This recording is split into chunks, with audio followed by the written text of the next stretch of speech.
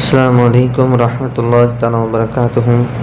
أعوذ بالله من الشيطان الرجيم. بسم الله الرحمن الرحيم. ஐந்து நிமிடம் மதரசா குர்ஆன் ஹதீஸின் ஒளியில் ஒன்றாவது தலைப்பு இஸ்லாமிய வரலாறு. சுல்தான் நூருதீன் ஜங்கீர் ரஹ்மத்துல்லாஹி அலைஹி அவர்களை பற்றி. சுல்தான் நூரின் ஜங்கீர் ரஹ்மத்துல்லாஹி அலைஹி அவர்கள் ஹிஜ்ரி 511ஆம் ஆண்டு சவ்வால் மாதம் பிறந்தார்கள். இவர்கள் பெரும் வணக்கசாலி ஆவார்கள். தமது தந்தை இமாமுத்தீன் ஜங்கி காலமான பின் ஷாம் நாட்டின் அரசனார்கள். தமது ஆட்சியில் ஷாம் நாட்டின் பெரும் நகரங்களில் மதரசாக்கள் நிறுவினார்கள். ஆலிம்களையும் தீன்தாரிகளையும் பெரிதும் மதித்தார்கள். தான தர்மங்களை வழங்குவதில் நிகரற்றவர்கள். அமானிதங்களை பேணி பாதுகாப்பார்கள். போதுமென்ற மனம் கொண்டவர்கள். ஒருமுறை இவரின் மனைவி குடும்ப செலவினங்களுக்கு பணம் போதவில்லை என முறையிட்டார். உடனே அரசர் தமக்கு சொந்தமான 3 கடைகளின் ஆண்டு வருமானம் 20,000 வழங்கினார். அதுவும் போதாது என கருதிய மனைவியிடம், இவை தவிர என்னிடம் வேறொன்றும் இல்லை. நீ பார்க்கின்ற மற்றவை யாவும் முஸ்லிம்களின் பொது சொத்தாகும். அதில் மோசடி செய்து நான் நரகம் செல்ல விரும்பவில்லை என உறுதியாக சொல்லிவிட்டார்கள். பைத்துல் முகத்தஸை எப்படியாவது கைப்பற்றிட வேண்டும் என தீராத ஆவல் கொண்டிருந்தார்கள். ஆனால் அது நிறைவேறாமலேயே ஹிஜ்ரி 569ஆம் ஆண்டு இறந்துவிட்டார்கள். ஆனால் இவரின் படைத்தளபதி சலாஹுதீன் அய்யூப் ரஹ்மத்துல்லாஹி அலைஹி அவர்கள் ஹிஜ்ரி 583ஆம் ஆண்டு பைத்துல் முகத்தஸை வெற்றி கொண்டார்கள். இப்னு அதீர் அவர்கள் கூறியதாவது, ஹுலஃபாயே ராஷிதீன்கள் மற்றும் உமர் இப்னு அப்துல் அஜீஸ் போன்றோருக்கு பிறகு நூருதீன் ஜங்கீர் ரஹ்மத்துல்லாஹி அவர்களை போன்ற ஓர் உத்தமரை நான் கண்டதில்லை என அந்த பெரியார் கூறுகிறார். மிக ஒரு அற்புதமான வரலாறு. இன்னைக்கு மொத்த சமூகம் என்ன செய்யுது? அந்த பலஸ்தீன் மக்களுக்காக கண்ணீர் வடிக்கிறாங்க. நல்லா கேளுங்க இந்த விஷயத்த. கண்ணீர் வடிக்கிறாங்க.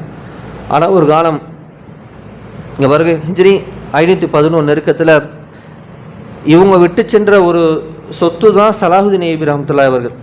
அவங்க உருவாக்கி சென்ற இவங்களுடைய மாணவர், இவங்களுடைய சொந்த மிக நெருங்கிய சொந்தம். ஆனால் சலாஹுதீன் அய்யூபி ரஹ்மத்துல்லாஹி அதை கைப்பற்ற நேரம் எப்படிப்பட்ட நேரம்னு கேட்டால், கிறிஸ்தவருடைய கைகள் ஓங்கி அதை முழு கட்டுப்பாட்டில் வச்சுருந்தாங்க. முழு கட்டுப்பாட்டில் கொடூரமான ஒரு போரை நிகழ்த்தி அதை கையில் வச்சுருப்பாங்க. அப்போ சலாஹுதீன் அய்யூபி ரஹ்மத்துல்லாஹி இவங்களுடைய காலத்துக்கு பிறகு மீண்டும் சலாஹுதீன் ரஹ்மத்துல்லாஹி படையெடுப்பாங்க. ஒட்டு மொத்தத்தையுமே தன்னுடைய கைவசப்படுத்துவாங்க. அல்லாஹ்வுடைய உதவியால். அல்லாஹ் அவங்களுக்கு அந்த ஆற்றலை கொடுத்துருப்பான். கைப்பற்றின பிறகு என்ன நடக்கும்னு கேட்டால், பல முறை பன்முனை தாக்குதல்கள் அங்கே இருக்க அரசர்கள் எல்லாம் நடத்துவாங்க. மீண்டும் அந்த பைத்துல் முகத்தஸை கைப்பற்றணும் என்பதால். ஆனால் ஒரு முறை என்ன செய்ய மாட்டாங்க, ஜெயிக்க மாட்டாங்க. கடைசியில் என்ன நடப்பாங்கன்னா, 17 அரசர்கள், எத்தனை அரசர்கள்? 17 ரோம் அரசர்கள் ஒன்றா சேர்ந்து ஒரே நேரத்தில் அடிக்கிறோம் சலாஹுதீன் அய்யூபியை, அதை கைப்பற்றி ஆகிறோம். ஏன்னா அந்த பைத்துல் முகத்தஸுங்கிறது ஒரு மிகப்பெரிய அந்த பாரம்பரியமிக்க ஒரு இடம். அது காலங்காலமாக அங்கே தான் அவங்களுக்கு என்னது, ஈசா நபி பிறந்த இடம். அப்போ அந்த பூமியே கடவுளின் பூமி என்பதாக அவங்க நினைப்பாங்க. நமக்கு அது புனிதமிக்க இடம். அதே மாதிரி இவங்களுக்கும் ஒரு புனிதமிக்க இடம். யார் கையில் இருக்கோ அவங்க அந்த இடத்துல என்னது பெரிய அது ஒரு பெரிய கௌரவம், அது ஒரு பெரிய லட்சியம். அப்போ 17 அரசர்கள் சேர்ந்து சண்டையிடுறாங்க. பார்த்தா சலாஹுதீன் அய்யூபி ரஹ்மத்துல்லாஹி ஜெயிக்க முடியல. அப்போ சலாஹுதீன் தோத்ததுக்கு பிறகு அந்த அரசர்கள்லாம் சிறைப்பிடிச்சிட்டு அந்த அரசர்கள்ட்ட வார்த்தையை சொன்னாங்க, நான் உங்கள் எல்லாத்தையும் நான் மன்னிச்சு விட்டுறேன். என்ன செய்கிறேன்? அந்த கிறிஸ்தவ சொல்கிறாங்க, மன்னிச்சு விட்டுறேன். நீங்கள் என்ன செய்யுங்க, படைபலம் பத்தாமல் இருக்க மாட்டுக்கு நான் உங்களுக்கு படையை கொடுக்குறேன். நான் என்ன செய்கிறேன், உங்களுக்கு தேவையான தங்க நாணயம், படைக்கு செலவுக்கான காசை கொடுக்குறேன். எல்லாரும் போயிட்டு மறுபடியும் நீங்கள் எல்லாம் தயாரிப்பு செஞ்சு மீன் என்கிட்ட போரிட்டு வந்தாலும் என்னை நீங்கள் ஒரு காலம் ஜெயிக்கவே முடியாது என்பதாக யார் சொன்னால்? சலாஹுதீன் அய்யூபி.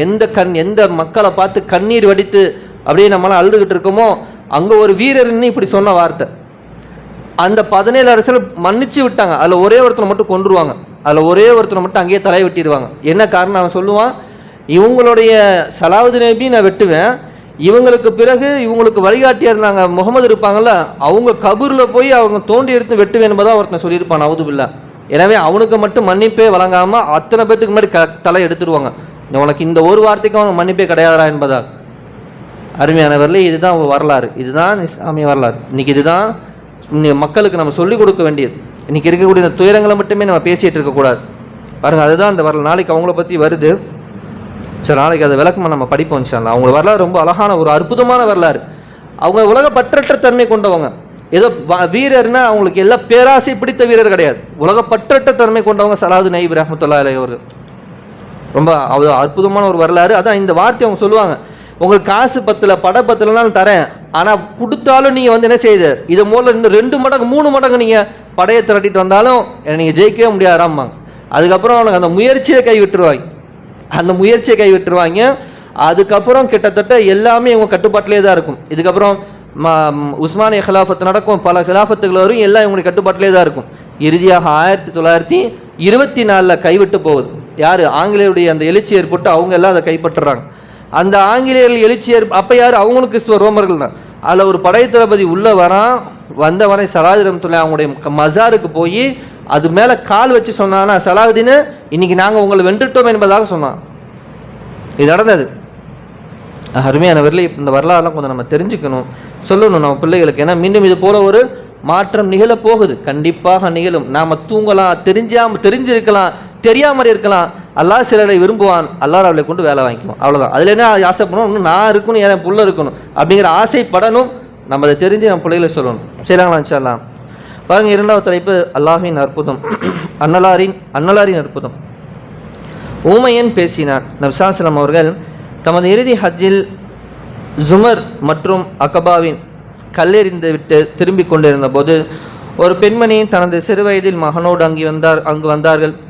அல்லாஹ்வின் தூதரே, இந்த என் மகன் பேச இயலாத ஊமையாக இருக்கின்றான் என முறையிட்ட போது ஒரு பாத்திரத்தில் தண்ணீர் கொண்டு வர செய்த நபி அவர்கள் அந்த நீரால் தமது கைகளை கழுவி வாய்க்கொப்பளித்து பிறகு அப்பாத்திரத்தை அந்த பெண்ணிடம் கொடுத்து, இந்த தண்ணீரை தீரும் வரை கொஞ்சம் கொஞ்சமாக தினசரி குடிக்க கொடுங்கள், அத்துடன் சிறிதளவு தண்ணீரை இவன் மீது தெரியுங்கள், மேலும் குணமாக்குமாறு அல்லாஹ்விடம் துஆ செய்து கொண்டிருங்கள் என அறிவுறுத்தினார்கள். உம்மு ஜுந்துப் ரலியல்லாஹு அன்ஹா கூறுகிறார்கள், ஒரு வருடத்திற்கு பிறகு அந்த பெண்மணியை சந்திக்க நேர்ந்தபோது குழந்தை பற்றி கேட்டதற்கு அவன் நன்றாக பேசுவதாகவும் பெரியவர்களுக்கில்லாத அறிவு ஞானம் பெற்றிருப்பதாகவும் அந்த தாய் விவரித்தார்கள். இப்னு மாஜாவிலிருந்து ஹதீஸ் பதிவு செய்யப்படுகிறது. 3வது தலைப்பு ஒரு ஃபர்லை பற்றி. தொழிலாளியின் கூலியை முழுமையாக தருதல். மறுமை நாளில் 3 எதிரான நான் அவரிடம் சண்டையிடுவேன். அந்த 3 ஒருவர் கூலிக்காக ஒருவரை நியமித்து அவரிடம் வேலையை முழுமையாக வாங்கி கொண்டு பேசிய கூலியை தராதவர் என்பதாக நபி ஸல்லல்லாஹு அலைஹி வஸல்லம் அவர்கள் கூறினார்கள். கருத்துரை: சம்மதத்துடன் நிர்ணயித்த கூலியை தொழிலாளிக்கு வழங்குவது வாஜிபாகும். அது வாஜிப் கட்டுப்பட்டது. 4வது தலைப்பு ஒரு சுன்னத்தை பற்றி. நல் கல்விக்காக துஆ செய்தல். நபி ஸல்லல்லாஹு அலைஹி வஸல்லம் அவர்கள் கீழ்காணும் துஆவை ஓதியதாக அபூ ஹுரைரா ரலியல்லாஹு அவர்கள் அறிவிக்கின்றார்கள். அல்லாஹும்ம அன்ஃபஅனி பிமா அல்லம்தனி வஇல்னி மா யன்ஃபஉனி வஸித்னி இல்மா. யா அல்லாஹ், எனக்கு நீ அருளிய கல்வியால் பயனடைய செய்வாயாக, மேலும் பயனுள்ள கல்வியை எனக்கு அருள்வாயாக, மேலும் எனது கல்வி ஞானத்தை அதிகப்படுத்துவாயாக. 5வது தலைப்பு ஒரு முக்கிய அமலின் சிறப்பு. அனாதைகளை வளர்த்தல். நபி ஸல்லல்லாஹு அலைஹி வஸல்லம் அவர்கள் பகிர்ந்தார்கள், அனாதைகளை அன்புடன் அரவணைக்கும் முஸ்லிம்களின் இல்லம் சிறந்த இல்லமாகும். அனாதைகளை அன்புடன் அரவணைக்கும் முஸ்லிம்களின் இல்லம் சிறந்த இல்லமாகும். அனாதைகளை துன்புறுத்தும் முஸ்லிம்கள் வீடு மோசமான வீடாகும் என நபி ஸல்லல்லாஹு அலைஹி வஸல்லம் அவர்கள் கூறியதாக அபூ ஹுரைரா ரலியல்லாஹு அவர்கள் அறிவிக்கின்றார்கள். இப்னு மாஜாவிலே பதிவு செய்யப்படுகிறது. 6வது தலைப்பு ஒரு பாவத்தை பற்றி. கருமித்தனம். அல்லாஹ் கூறுகிறான், அல்லாஹ் தன் அருளினால் தங்களுக்கு கொடுத்தவற்றில் யார் கஞ்சத்தனம் செய்கிறார்களோ அது தமக்கு நல்லது என்று நிச்சயமாக எண்ண வேண்டாம், அது அவர்களுக்கு தீங்குதான். எதில் அவர்கள் கஞ்சத்தனம் செய்தார்களோ அதை மறுமை நாளில் அவருடைய கழுத்தில் அரிகண்டமாக அணிவிக்கப்படுவார்கள். வானங்கள் பூமிகள் ஆகியவற்றின் அனந்தர உரிமை அல்லாஹுக்கே உரியதாகும். அல்லாஹ் நீங்கள் செய்பவற்றையெல்லாம் நன்கறியக்கூடியவனாக இருக்கிறான் என சூரா ஆல இம்ரானிலே அல்லாஹ் கூறுகிறான். 7வது தலைப்பு உலகத்தை பற்றி. உலக செல்வம் கொஞ்ச நாட்களே. அல்லாஹ் கூறுகிறான், உங்களுக்கு கொடுக்கப்பட்டிருப்பவையெல்லாம் இவ்வுலக வாழ்க்கையின் அற்பமான சுகமும் அதனுடைய அலங்காரமும் தான். ஆனால் அல்லாஹ்விடத்தில் இருப்பவை மிக மேலானவையாகவும் நிலையானவையாகவும் இருக்கின்றன.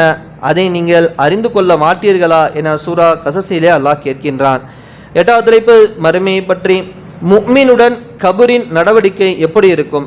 முஃமினான ஒரு அடியானை மன்னரையில் அடக்கம் செய்ததும் மன்னரை அவனை, உன் வருகை நல்வரவாகட்டும், என்மேல் நடந்தவர்களில் நீ எனக்கு மிகவும் விருப்பமானவன், இன்று நீ என்னிடம் ஒப்படைக்கப்பட்டிருக்கிறாய், எனது அழகிய அணுகுமுறையை பார்ப்பாய் என கூறி கண்ணுக்கெட்டிய தூரம் வரை மன்னரை விசாலமாகிறது. மேலும் அவருக்காக சுமணவாசல் திறக்கப்படும் என்பதாக நபி ஸல்லல்லாஹு அலைஹி வஸல்லம் அவர்கள் கூறியதாக அபு சயீத் அல் குத்ரி ரலியல்லாஹு அறிவிக்கின்றார்கள். திருமிதி சஹீஹில் பதிவு செய்யப்படுகிறது. 9வது தலைப்பு நபி வழி மருத்துவம். உள்ளத்தின் பலவீனத்திற்கு பெருமானார் கூறிய சிகிச்சை. முஹம்மது நபி ஸல்லல்லாஹு அலைஹி வஸல்லம் அவர்கள் அருளினார்கள், ஆரஞ்சு பழத்தை பயன்படுத்துங்கள், ஏனென்றால் அது உள்ளத்தை உறுதிப்படுத்துகின்றது.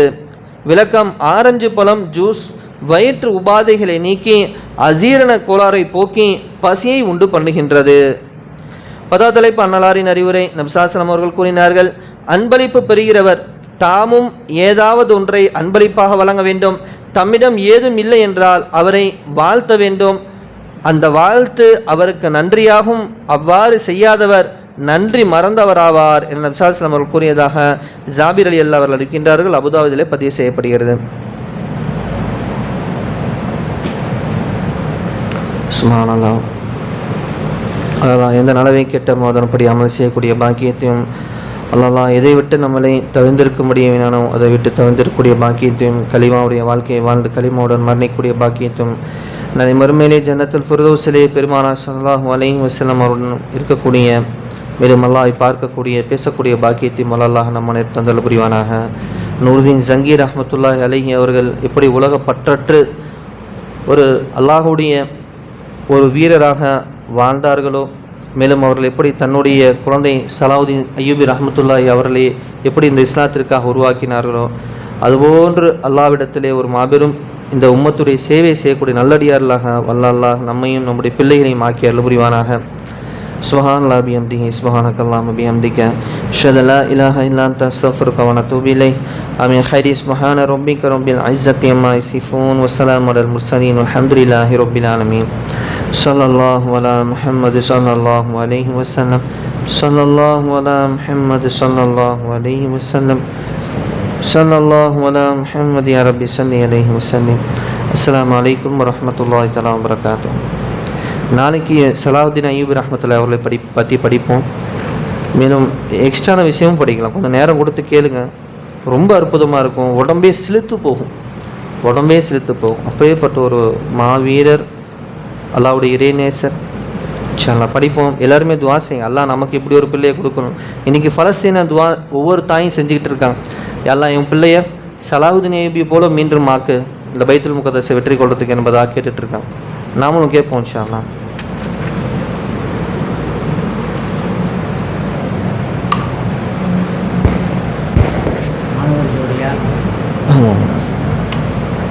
இன்ஷாஅல்லாஹ் இன்னைக்கு மாணவர்கள் ஜோடு நடக்குது.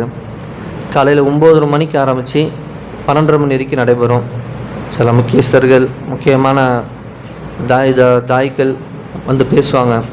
இன்ஷாஅல்லாஹ் கவலையான தீனுடைய பேச்சில் இன்ஷாஅல்லாஹ் எல்லாம் கலந்துக்குங்க இன்ஷாஅல்லாஹ்.